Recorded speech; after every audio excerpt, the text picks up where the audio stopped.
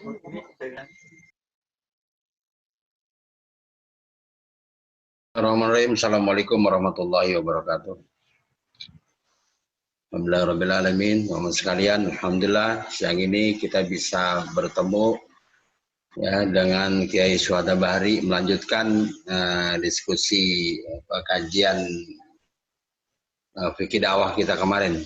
Mari kita buka dengan baca basmalah bersama-sama. Bismillahirrahmanirrahim. Teman-teman sekalian, barangkali kalau tidak melanjutkan ya kita memperdalam apa yang dijanjikan Allah kemarin terhadap iman, dan kemudian yang paling penting adalah iman seperti apa yang dimaksud agar Allah memberikan janji kepada kita. Ya, paling tidak saya mengingatkan kemarin ada 3: iman yang melahirkan keikhlasan, iman yang bisa melahirkan perubahan, dan iman yang bisa melahirkan semangat untuk mengabdi. Kira-kira begitu. Sehingga kita masuk ke dalam jalur ketakwaan kepada Allah. Tinggal kita bagaimana bisa bertawakal sehingga hidup kita selalu dimudahkan. Kami persilakan Ustaz Syuhada Bahri, tafadhol. Bismillahirrahmanirrahim. Assalamualaikum warahmatullahi wabarakatuh. Assalamualaikum warahmatullahi wabarakatuh. Innal hamdalillah wala haula wala quwata illa billah. Raditu billahi rabba wa bil islami dina wa bi Muhammadin sallallahu alaihi wasallam nabiyya wa ba'd. Bersyukur kepada Allah kita bisa bertemu lagi untuk melanjutkan kajian kita berkait dengan fikih dakwah. Kemarin sudah kita bicarakan bahwa dalam kita melaksanakan dakwah, maka tujuan utamanya adalah bagaimana kita mampu melahirkan umat yang beriman dan bertakwa kepada Allah. Sebab kalau orang yang sudah beriman kepada Allah, pasti Allah akan mewujudkan janjinya kepada kita, yaitu memberi kehidupan yang baik, penjagaan, pertolongan, kekuasaan, dan kekuatan. Apalagi ketika kita mengamalkan apa yang sudah kita pahami dalam hidup dan kehidupan kita, maka kita akan menjadi orang yang takwa. Kemudian Allah akan tambah lagi bahwa kalau kita sudah menjadi orang yang takwa, Allah akan memberikan jalan keluar dari setiap kesulitan yang dihadapinya, dan Allah akan memberikan rizki dari arah yang tidak diduga-duga. Itu yang sudah dijanjikan oleh Allah kepada kita, dan janji Allah itu adalah pasti. Karena itu kita harus membangun dan kemudian menegakkan iman dan takwa dalam hidup dan kehidupan kita. Terlebih lagi ketika di atas pundak kita ada kewajiban untuk berdakwah. Makanya di dalam surat Wal Asri yang kemarin kita sudah kaji, ada amanu wa amilu salihat wa tawasaw bil haq wa tawasaw bis sabr. Jadi harus ada gerakan untuk mengajak kepada yang hak, dan kemudian ada gerakan untuk mengajak kepada yang sabar dalam konteks kehidupan secara pribadi, dan tentu saja dari pribadi-pribadi itu maka kita punya kewajiban untuk mengajak yang lain, mulai dari diri kemudian kita mengajak yang lain. Oleh karena itu, kalau kita melihat dari sekian banyak komponen dakwah, maka unsur yang paling penting di dalam dakwah itu adalah da'inya. Sebab pada akhirnya umat itu bergantung kepada da'inya. Seorang da'i yang beriman dan bertakwa, pastilah dia akan mampu melahirkan umat yang beriman dan bertakwa. Tetapi tidak mungkin rasanya dari da'i yang imannya kurang, yang takwanya kurang, akan melahirkan umat yang memiliki keimanan dan ketakwaan yang tinggi. Karena itu dai kemudian menjadi persoalan yang sangat penting. Karena itu pembinaan terhadap dai harus merupakan pembinaan yang terus menerus. Kita tidak boleh bosan untuk selalu mengingatkan dan menambah pengetahuan dai agar supaya dia mampu menjadi seorang dai yang bisa membawa umat-umatnya untuk menjadi orang-orang yang beriman dan bertakwa. Dan kalau iman dan takwa itu sudah tegak di dalam kehidupan, maka janji Allah akan datang menemui kita. Sebagaimana Allah menegaskan di dalam Al-Quran, walau anna ahlal qura amanu wattaqau lafatahna alaihim barakatim minas sama'i wal ard walakin kadzabu fa akhadnahum bima kanu. Kalau sebuah kehidupan masyarakat sudah benar-benar beriman dan bertakwa kepada Allah, maka Allah akan menurunkan barokah dari langit dan akan menumbuhkan barokah dari bumi. Terlalu banyak contoh yang bisa kita ambil hanya dengan bermodalkan iman dan takwa, kemudian terjadilah keberkahan yang Allah berikan. Kita tahu bahwa ketika Nabi Allah Ibrahim alaihissalam bersama istrinya Hajar dan bersama anaknya Ismail dari Palestina berjalan sampai ke Gurun Baka yang sekarang dikenal dengan Mekah Al-Mukarramah. Di tempat itu tidak ada makanan, di tempat itu tidak ada air. Disitulah mereka tinggal untuk beberapa lama, sampai pada satu hari Nabi Ibrahim berkata kepada istrinya Hajar, kata Nabi Ibrahim, Hajar, aku akan tinggalkan engkau di sini bersama Ismail. Aku akan kembali ke Baitul Maqdis, ke Palestina, karena ada satu lagi istrinya yang bernama Sarah di Palestina. Siti Hajar kemudian bertanya. Pertanyaannya adalah sangat mendasar. Kata Siti Hajar, Ibrahim, kau akan tinggalkan aku di tempat ini tanpa kau tinggalkan makanan yang cukup, tanpa kau tinggalkan minuman yang cukup. Apakah ini keinginanmu atau ini perintah Allah? Pertanyaan yang sangat mendasar, yang lahir dari sebuah keimanan yang tinggi. Nabi Ibrahim menjawab, Allah yang memerintahkan aku untuk meninggalkan kalian di sini. Kata Siti Hajar, kalau Allah yang memerintahkannya, tinggalkan saja kami di sini. Karena kami yakin Allah tidak akan menyia-nyiakan hambanya yang iman dan takwa kepadanya. Maka tercatatlah dalam sejarah, kemudian ketika Ismail menangis karena kehausan, Siti Hajar berlari-lari mencari air dari Bukit Sofa ke Bukit Marwah, yang kemudian diabadikan di dalam syariah kita sekarang ini untuk melaksanakan sa'i dari Bukit ke Sofa ke Marwah. Dan itu menunjukkan dengan penuh harap. Akhirnya Allah munculkan air yang begitu besar, merambah kemana-mana, sampai kemudian Siti Hajar pun berteriak, Zam, Zam, yang artinya berkumpullah, berkumpullah. Sampai sekarang dikenal dengan sumur Zam-Zam. Ratusan ribu manusia dalam setiap hari datang untuk meminumnya dan membawa pulang ke negaranya masing-masing. Sejak zaman Nabi Ibrahim sampai sekarang tidak pernah berkurang. Kenapa Allah berikan rizki dari arah yang tidak diduga-duga, dari sebuah tempat yang gersang, yang tandus kemudian keluar air?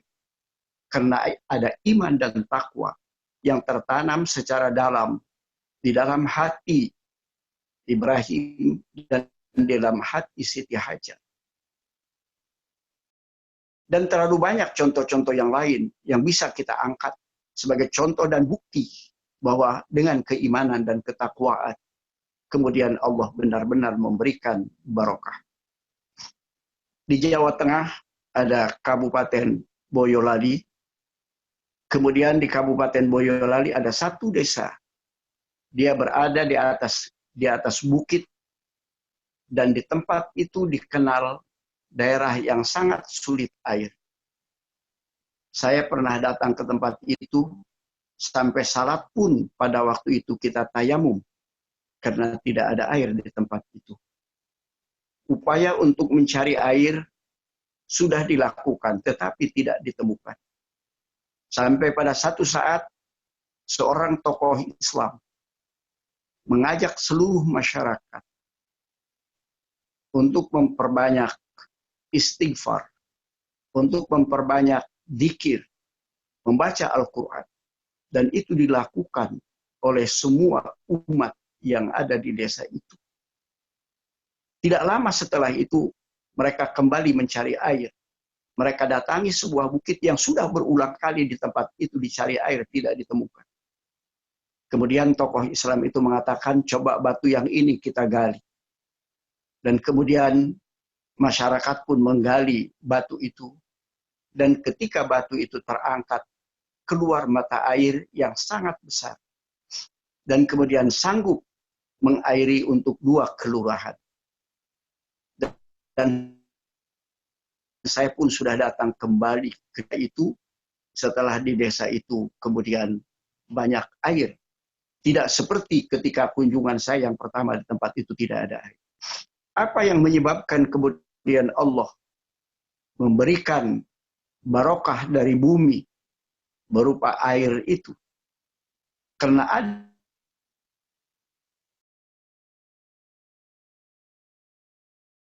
Allah. Boleh jadi disebabkan dosa-dosa mereka dan jauhnya mereka dari Allah.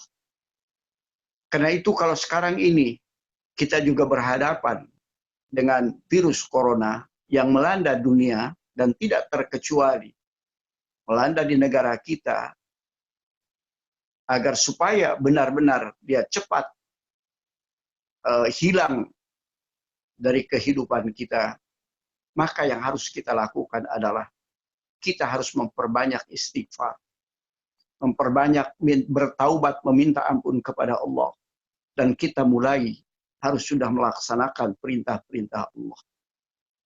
Karena bagaimanapun kita jujur, selama ini banyak perintah-perintah Allah yang mampu kita lakukan, tapi kita tidak melakukannya.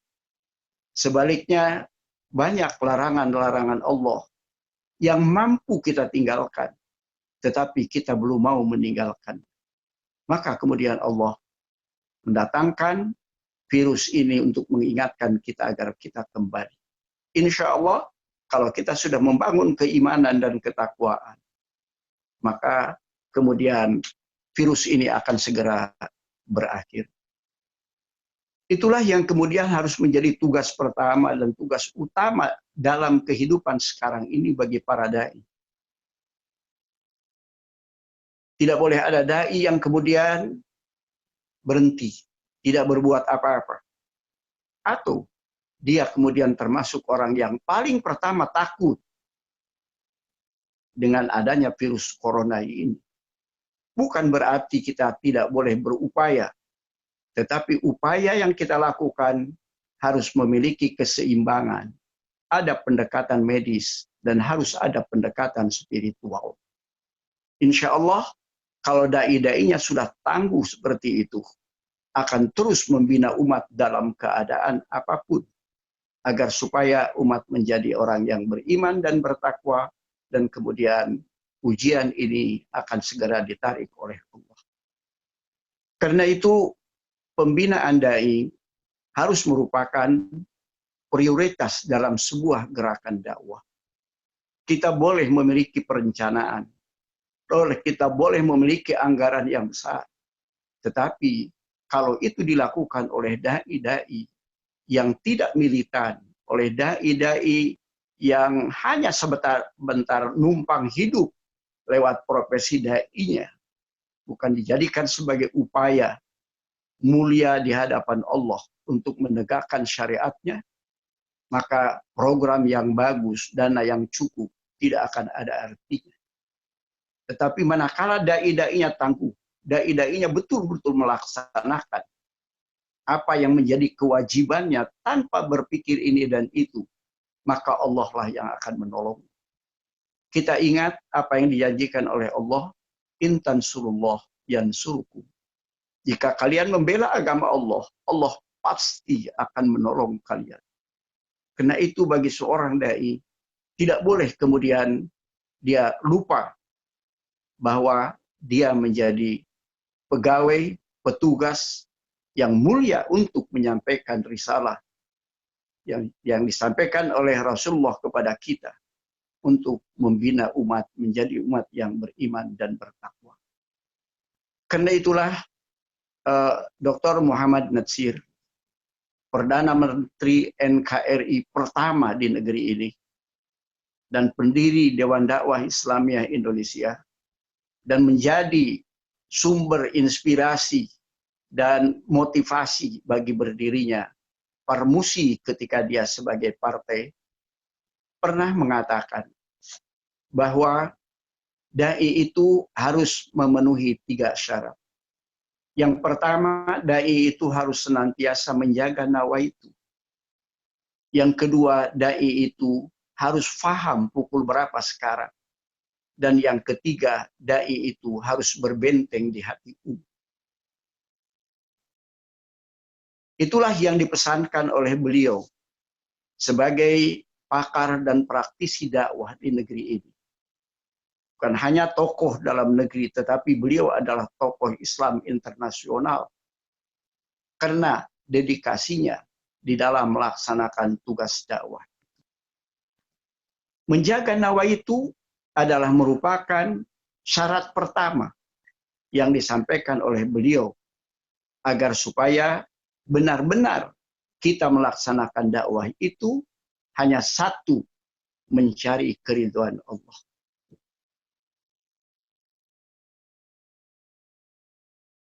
Karena itu harus dibangun. Saya ingin mengatakan seperti itu karena kalau kita tidak hati-hati, terlebih dalam kehidupan seperti sekarang, yang sudah semakin pragmatis materialistik, yang semua diukur dengan uang, diukur dengan keduniaan, sangat boleh jadi naudzubillah kalau kita tidak mampu menjaganya.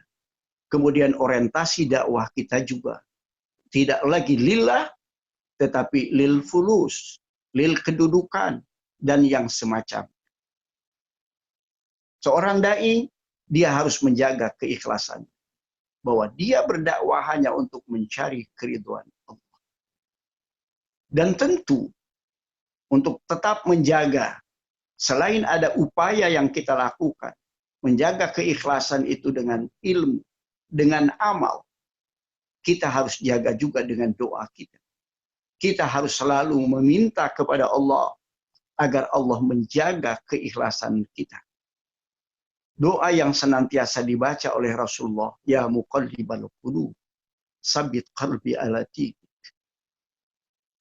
Minta kepada Allah agar Allah menanamkan keikhlasan di dalam hati kita. Meminta kepada Allah agar Allah menjaga keikhlasan kita. Dan menjauhkan kita dari godaan syaitan yang akan menyebabkan menyimpangnya nawaitu dakwah kita. Sekali lagi saya ingin menekankan ini, karena jangan sampai kita menjadi seorang dai karena kita mengharapkan untuk mendapatkan uang, untuk mendapatkan kedudukan, atau yang semacamnya. So, kalau sudah seperti itu, kita tidak akan memiliki jiwa yang netral lagi. Kita akan tunduk dan menyerah kepada kondisi. Hal seperti ini banyak terjadi di dalam kehidupan kita. Satu kali ketika saya berada di Bengkalis, untuk acara pelatihan dai di Bengkalis, kemudian tiba-tiba saya diminta oleh Kestra dari Pemda Bengkalis untuk mengisi pengajian dalam rangka ulang tahun kabupaten.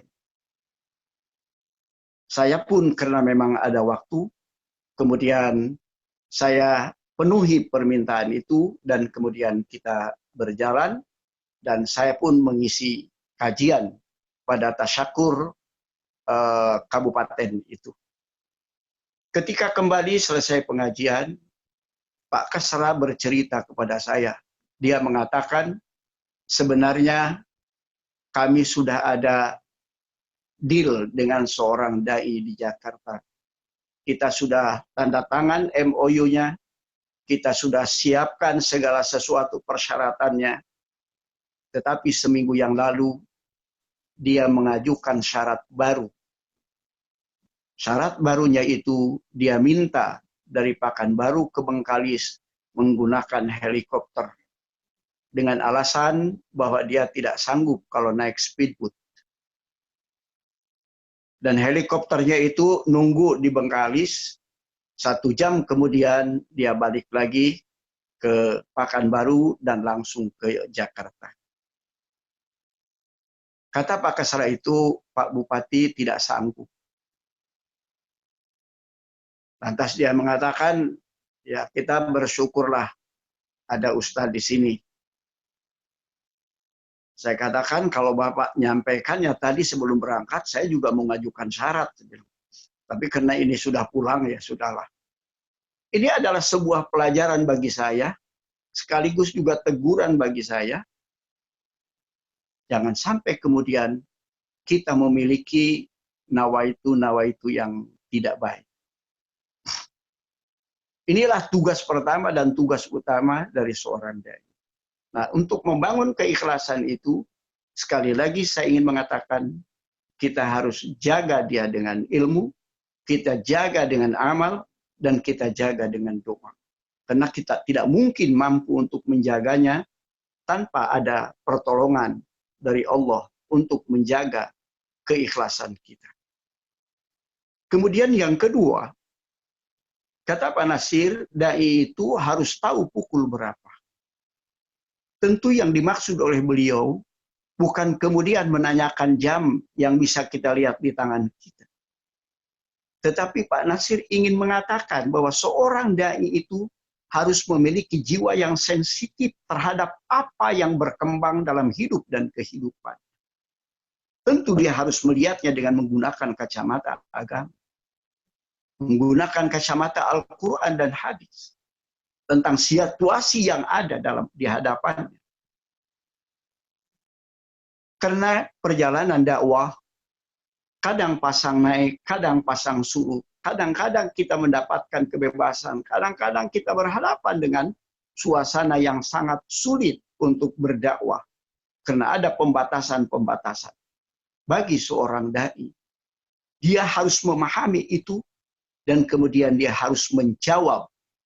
Dia harus tetap berdakwah dalam keadaan yang sangat tidak memungkinkan sekalipun. Tidak boleh dakwah berhenti. Karena Rasulullah pernah mengatakan, muru bil ma'ruf wanhau 'anil munkar qabla an tad'u fala ujiba lakum. Ajaklah orang untuk berbuat baik. Cegahlah orang jangan sampai berbuat jelek. Sebelum, kata Rasulullah, kalian berdoa dan doa kalian tidak akan didengar lagi. Jadi kalau kemudian kita berhenti berdakwah, na'udzubillah, kalaupun kita berdoa, doa kita tidak akan pernah didengar lagi oleh Allah. Karena itu, seorang dai, dia harus menjadikan kesulitan itu adalah sebagai perintah untuk berpikir cerdas dan bekerja keras. Dia fahami apa yang ada, sisi mana yang dia masih bisa untuk berdakwah. Sebab pasti kalau kita sudah mulai melangkah, akan banyak langkah yang bisa kita ayunkan. Karena Allah sudah menjanjikan kepada kita, walladzina jahadu fina lanahdiyannahum subulana. Kalau kalian bersungguh-sungguh di jalan Allah, Allah akan menunjukkan jalan yang banyak kepada kalian. Tentu bagi orang yang mau berjalan. Karena itu seorang dai ketika dia membaca tentang situasi yang ada, bukan untuk kemudian berhenti melakukan dakwah, tetapi dia harus bersiasat bagaimana dia bisa tetap berdakwah. Ketika tidak boleh berkumpul, bagaimana dia masih tetap bisa berdakwah? Mungkin kemudian kita melakukan dakwah secara fardiyah. Kita ketemu dengan orang per orang. Atau kita gunakan pengeras suara masjid kita dan kemudian kita ceramah di masjid walaupun tidak ada orang lain. Paling tidak, jamaah yang ada di sekitar masjid mendengar ajakan kita.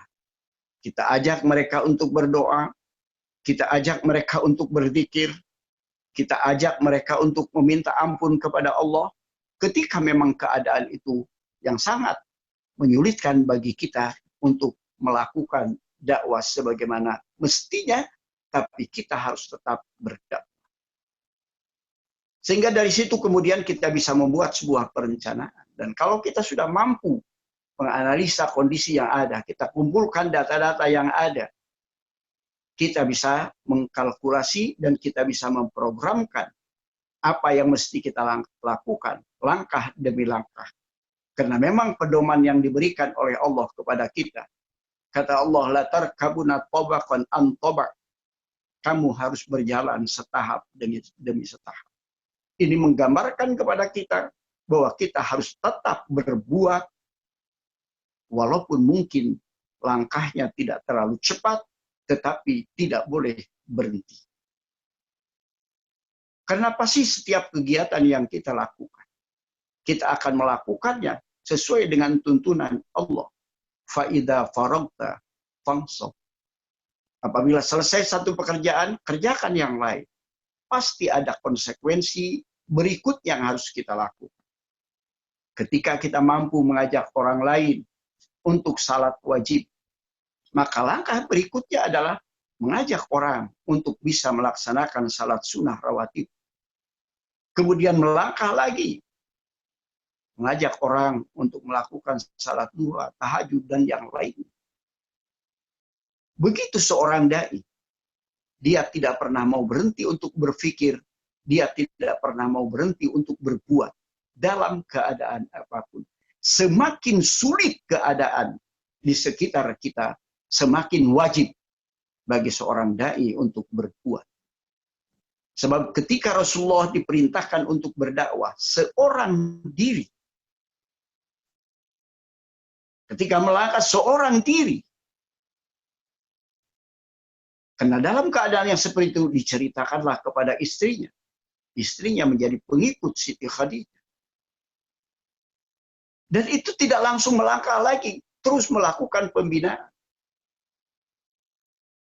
Nah, barulah ketika diperintahkan oleh Allah untuk dakwah secara terbuka, Rasulullah naik di Bukit Sofa, di hadapan pembesar-pembesar musyrik Quraisy, kemudian mengajak mereka untuk masuk Islam.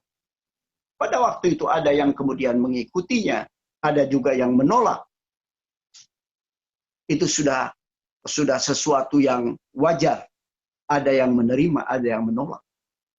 Sebagaimana halnya ketika kita menghadapi virus corona sekarang ini, akan ada orang yang semakin beriman dan bertakwa kepada Allah. Tetapi akan ada orang yang semakin sesat dari jalan Allah. Tapi kalau semuanya kembali kepada tuntunan Allah, kembali kepada yang dicontohkan oleh Rasulullah, insya Allah kita akan menjadi orang-orang yang selamat dan meningkat iman kita. Yang kemudian Allah pun akan memberikan fasilitas hidup kepada kita sesuai dengan janji Allah. Kalau iman kita semakin meningkat, fasilitas kehidupan juga akan diberikan lagi oleh Allah lebih banyak. Kemudian yang ketiganya, kata Pak Natsir, dai itu harus berbenteng di hati umat. Artinya apa? Kita yang harus mendatangi umat. Bukan kemudian kita menunggu umat datang ketemu dengan kita. Tapi kitalah yang harus mendatangi umat. Saya terkesan oleh sambutannya Mr. Muhammad Rum pada saat Pak Nasir usia 70 tahun. Pak Rum dengan mengutip peribahasa Belanda, Pak Rum mengatakan, kalau dulu ketika masih muda, Nasir banyak mengunjungi gunung. Tapi ketika sudah tua, gunung itulah yang mendatangi Nasir. Kenapa orang begitu banyak mau ketemu dengan Pak Nasir? Karena memang sebelumnya, jauh sebelumnya, Pak Nasir sudah terbiasa menemui mereka, berada di kampung-kampung, berada di daerah-daerah. Karena itu ketika Pak Nasir menyerukan mosi integral dari Republik Indonesia Serikat menjadi negara kesatuan Republik Indonesia, maka negara-negara bagian menyambut dengan sami'na wa ata'na. Karena mereka sudah mengenal Natsir. Sudah sering bertemu dengan Natsir. Sehingga mereka sudah memberikan kepercayaan. Saya tidak tahu kalau yang menyerukannya itu adalah bukan Pak Natsir. Apakah akan mendapatkan respon seperti itu? Wallahu a'lam.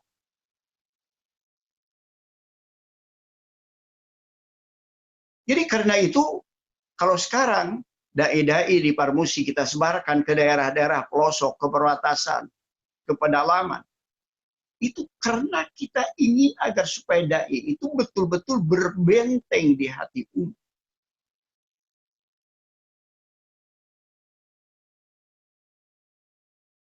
Dalam kehidupan kita sekarang ini, justru seringkali kita duduk manis menunggu umat datang. Bahkan tidak jarang dia baru mau berangkat kalau dia dijemput dengan mobil. Hal-hal yang seperti ini kemudian akan menyebabkan fungsi sebagai dai yang mestinya menyapa, mendatangi umat,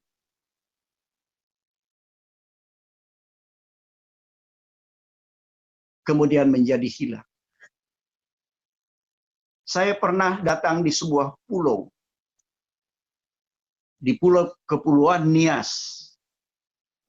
Perjalanan dari kota menuju ke pulau itu dengan menggunakan perahu. Setengah hari perjalanan kita.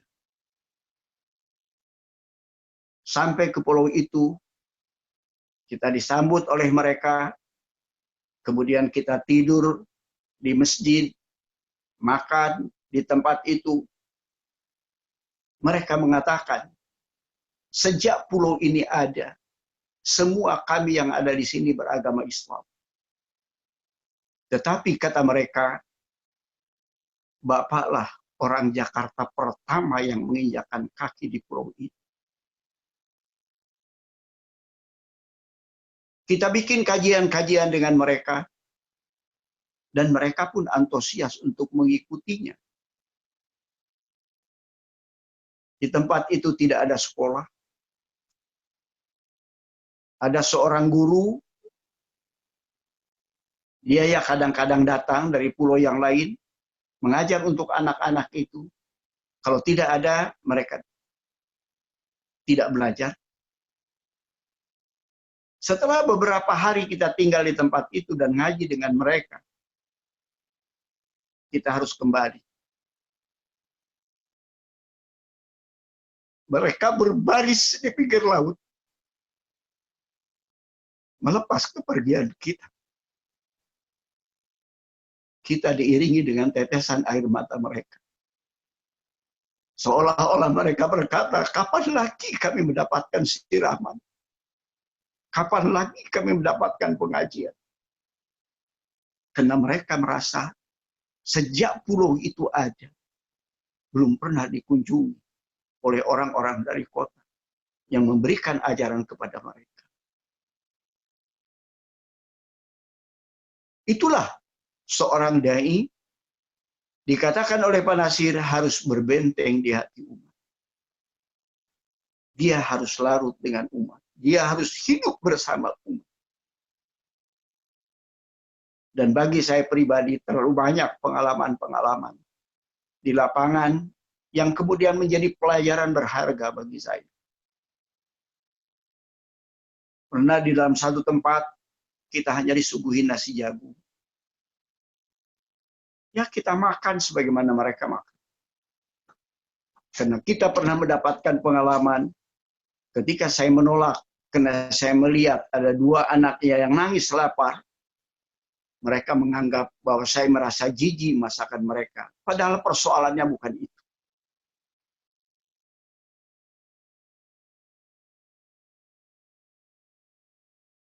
Jadi saya ingin melakukan koreksi terhadap diri kita.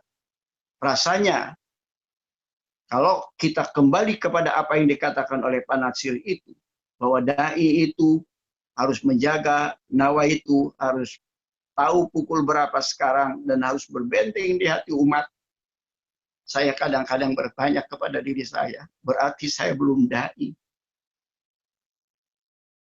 Karena kadang-kadang keikhlasan itu terganggu juga oleh keadaan.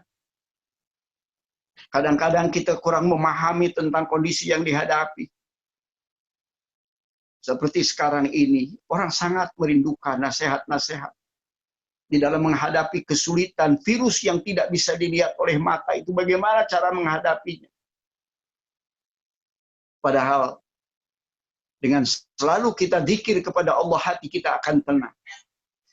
Dan virus itu tidak akan nempel pada orang-orang yang tenang. Orang-orang yang selalu menjaga dirinya dengan wudhu.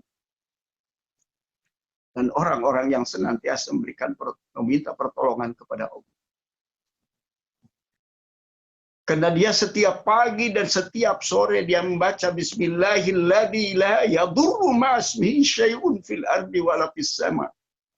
Wa huwas samiul alim. Itu yang selalu disenandungkan. Maka kemudian Allah pun menjaga orang itu. Karena dia setiap pagi, setiap sore meminta kepada Allah. Dan meyakini dengan menyebut nama Allah. Tidak akan ada kemadaratan di daratan, di bumi dan di langit. Yang bisa mengganggu kepada orang itu. Dengan menyebut nama Allah. Karena itulah yang harus kita wujudkan dan kita munculkan kepada para jamaah kita, melatih dan membiasakan mereka bagaimana ketika mau tidur harus berdoa, ketika mau makan harus berdoa, bangun tidur harus berdoa. Semuanya sudah dicontohkan oleh Nabi.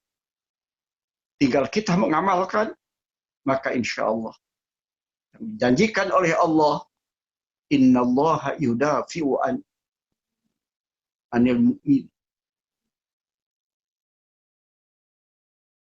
Allah akan senantiasa menjaga dan memelihara orang-orang yang beriman. Allah akan turunkan pasukannya untuk menjaga orang-orang. Dan kalau misalnya orang itu terkena juga, qadarullah. Itu adalah takdir Allah. Makanya kalau kita mensikapinya dengan jiwa yang seperti itu, kalaupun dia meninggal karena virus itu, dia dihitung sebagai mati syahid.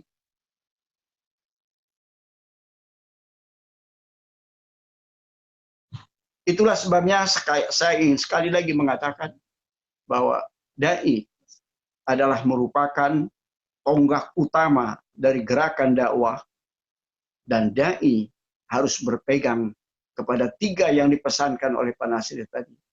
Menjaga nawa itu. Dia harus paham apa yang terjadi di lingkungan jamaahnya.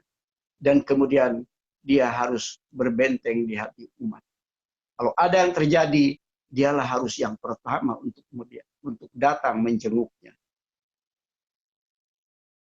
Insya Allah dengan cara yang seperti itu akan lahir dai-dai yang lillah, dai-dai ilallah, yang dengan dai ilallah itu akan meningkatkan kualitas iman dan takwa dirinya dan jamaahnya. Dengan begitu Allah akan menurunkan barokahnya, baik yang dari langit maupun yang dari bumi. Tapi sebaliknya, kalau di dalam kehidupan kita penuh kemungkaran dan kemaksiatan, maka Allah akan menghancurkan negeri itu atau Allah akan mendatangkan adab. Allah tegaskan di dalam Al-Quran, wa in min qaryatin illa nahnu muhlikuha qabla yaumil qiyamah au mu'adzibuha adaban syadida. Kalau di dalam sebuah kehidupan sudah muncul kemungkaran dan kemaksiatan, maka aku, kata Allah, akan menghancurkan negeri itu sehancur-hancurnya. Atau kalau tidak aku hancurkan, aku akan datangkan adab bagi penduduk negeri itu. Itulah yang harus menjadi pegangan kita. Kalau yang muncul iman dengan takwa, maka Allah akan menurunkan barokah dari langit dan barokah dari bumi. Tapi kalau yang ada di dalam kehidupan kita mungkar dan maksiat, Allah akan menghancurkan atau mendatangkan azab. Sangat boleh jadi virus corona yang melanda kita sekarang ini adalah kena kemungkaran dan kemaksiatan yang kita lakukan, yang tumbuh di dalam hidup dan kehidupan kita. Saya kira itu sajalah pada kesempatan hari ini yang bisa saya sampaikan. Mudah-mudahan yang sedikit ini ada manfaatnya. Bila ada yang benar, datangnya dari Allah. Bila ada yang salah, mudah-mudahan Allah memaafkan saya dan memaafkan kita semua. Assalamualaikum warahmatullahi wabarakatuh. Waalaikumsalam warahmatullahi wabarakatuh. Syukran jazakallah khairan Ustaz Kiai Syuhadabari. Alhamdulillah ini baru mendengar saja sudah kita merasakan manfaatnya Pak Kiai. Insya Allah ini semakin kita semangat karena memang sebagaimana yang disampaikan Kiai ini syarat bagi seorang dai ini enteng-enteng berat. Beratnya karena memang pertama seperti yang disampaikan 3 hal itu, menjaga nawaitu, harus tahu pukul berapa, bahasanya seringan saja ya, berbenteng di hati umat. Tetapi kelihatan berat, tetapi entengnya adalah sebetulnya kualitas dai itu seperti apa sih dari sisi ilmu. Sebab mungkin di sini apakah cukup yang penting kita bisa baca Quran dengan tajwid yang benar gitu ya, sudah cukup jadi dai. Kalau orang banyak memahami, dia harus lulus pesantren, kemudian ilmunya bisa bahasa Arab gitu, atau bahkan ngajinya bagus lah gitu. Nah ini kualitas ini sesungguhnya bisa buat siapa saja yang penting dia Islam dan mungkin bisa baca Quran, sederhananya begitu Ustaz. Kira-kira bagaimana Ustaz dari sisi keilmuan Ustaz? Ya, yang pasti Rasulullah mengatakan balighu anni walau ayat. Sampaikan dariku walaupun kamu tahu 1 ayat. Tetapi kita tidak boleh merasa betah dengan 1 ayat itu. Kita harus tetap menambah ilmu kita. So, sangat boleh jadi ketika kita sudah bisa melaksanakan salat wajib, jamaah kita juga sudah salat wajib. Nah, berarti kan kita harus menambah lagi dengan salat sunnah. Kalau jamaah juga sudah ikut salat sunnah, maka kita harus menambah lagi dengan salat duha. Kalau jamaah juga salat duha, berarti kita harus tambah dengan tahajud. Kalau jamaah sudah tahajud juga, ya sudah jadi ustadz ya. Kalau memang sudah seperti itu. Kadang-kadang kita dipengaruhi oleh pikiran-pikiran yang seperti itu. Tetapi kan kalau kita kembali balighu anni walau ayah, yang pertama, kemudian yang kedua, dakwah itu adalah kewajiban, maka seberapapun kita tahu, bahkan ketika kita menerima tamu, kita sambut dengan senyum saja, itu sudah dakwah juga. Nah, bagi yang tidak punya ilmu tapi punya uang, kan dia bisa membiayai dai dengan uang itu. Dakwah juga itu. Pak Nasir itu pernah mengibaratkan seorang tukang beca mengantar ustadz ke masjid untuk mengisi pengajian, maka tukang beca itu termasuk bagian dari gerakan dakwah. Karena itu, saya sering mengatakan bahwa dakwah itu adalah sebuah gerakan, bukan hanya sebagai sebuah kewajiban. Lantas, kalau kita datangnya ke daerah pedalaman, di daerah pedalaman itu kadang-kadang jangankan bahasa Arab, bahasa Indonesia saja nggak bisa. Saya pernah datang ke sebuah daerah di daerah NTT itu pakai penterjemah. Itu masih sama-sama Indonesia. Kalau kita pakai bahasa Indonesia, nggak paham. Saya pernah menolong orang yang haji, itu tersesat, nggak tahu jalan.